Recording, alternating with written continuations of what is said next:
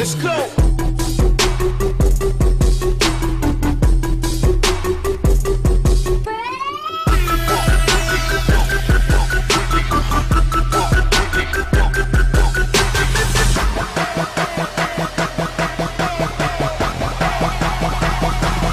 La colère qui ne décolère pas, plus du tout, c'est la colère d'une France haute en couleur de l'arc-en-ciel.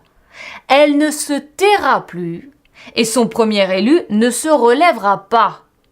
Chaque jour qui passe rend accrue cette impression de l'irréversible, de l'irrépressible envie d'en découdre avec ce régime. La France en colère est écartelée, plus que jamais divisée en 4. Le premier quart, bleu, représente la France de la droite classique et narcissique qui n'a jamais digéré la défaite des dernières élections et qui cherche et trouve assez rapidement les moyens de se venger. Le deuxième quart, blanc, représente la France indécise, celle qui ne sait pas sur quel pied danser. Elle estime avoir été trompée et dupée par elle-même et s'en veut plus que jamais d'avoir porté au pouvoir la plus pâle de ses roses.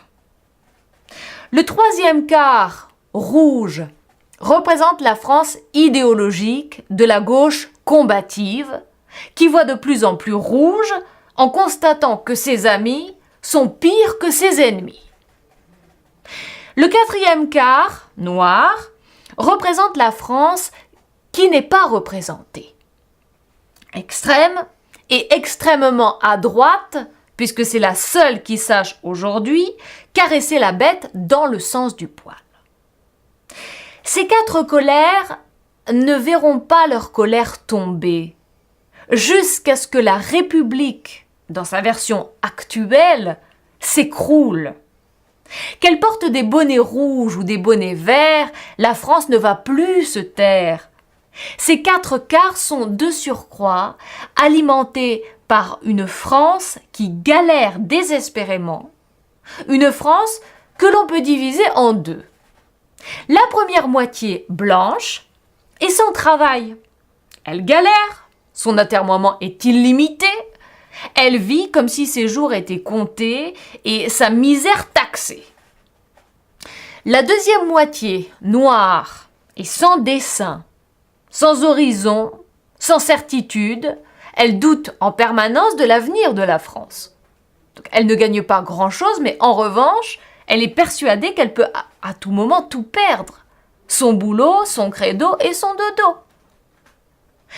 Ces 2 moitiés renvoient en réalité à une unité d'impression, de sentiment, de conviction, selon laquelle les gouvernants ne peuvent plus rien pour les gouverner. L'État n'est plus ce qu'il était et ne sera plus ce qu'il est censé être, le combattant suprême. Donc le rapport de force n'est plus le même. Notre image du monde a considérablement changé parce que nous ne vivons plus dans le même monde, mais dans plusieurs mondes à la fois, dans presque autant de mondes que d'individus. Donc c'est la fameuse révolution 2.0 qui voit les réseaux sociaux prendre le relais et passer un peu partout un coup de balai. Figurez-vous que chaque citoyen est devenu du jour au lendemain reporter, chroniqueur et critique politique privilégié. Pour conclure sur France Hollande, moi, président, je vous dégoûterai de la force, de la puissance et de l'autorité, parce que n'étant pas homme de pouvoir, je rendrai le pouvoir à l'homme.